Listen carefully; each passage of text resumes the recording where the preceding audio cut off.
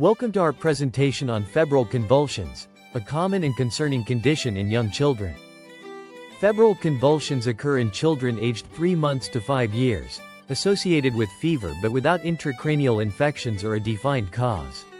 These are seizures linked to fever, not due to meningitis or encephalitis. These seizures are brief, lasting less than 15 minutes, and are generalized tonic-clonic in nature. They occur with a fever of over 39 degrees Celsius, without any CNS infection or severe metabolic disturbance. Febrile convulsions are the most common seizure disorder in childhood. Typically, febrile convulsions are benign, occurring in children of normal development during early illness with high fever. Seizures are usually single, brief, bilateral, and tonic-clonic. While recurrence happens in about 1/3 of cases, most children outgrow them. A minority of febrile seizures last longer than 15-20 minutes or recur within 24 hours, showing partial or unilateral features. These complex febrile seizures are not benign and may lead to cerebral atrophy and mesial temporal sclerosis, potentially causing temporal lobe epilepsy.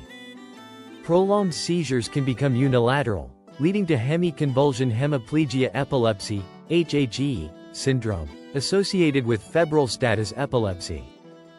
Febrile seizures are most common in children aged 9 to 20 months, with a higher incidence in males.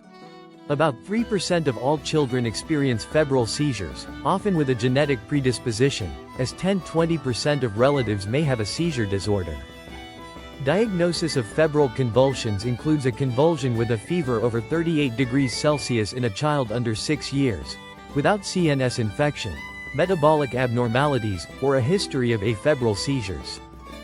Febrile convulsions are categorized into 3 groups based on symptoms: simple febrile convulsions, complex febrile convulsions, and febrile status epilepticus.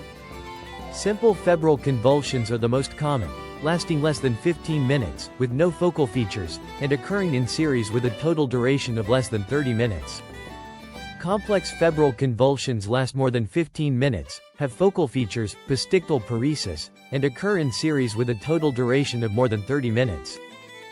Febrile status epilepticus involves continuous or intermittent seizures without neurological recovery, lasting for 30 minutes or more. The exact cause of febrile convulsions is not well known. Factors include fever-induced interleukins, genetic susceptibility, fever-associated neuronal activity, hyperthermia-induced alkalosis, infections, and certain immunizations.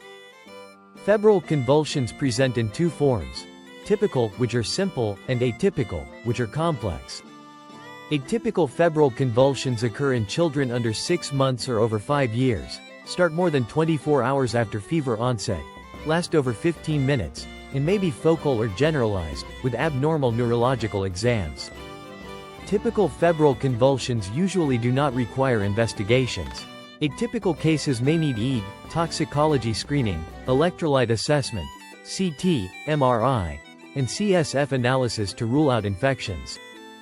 Treatment focuses on finding the cause of fever and controlling it.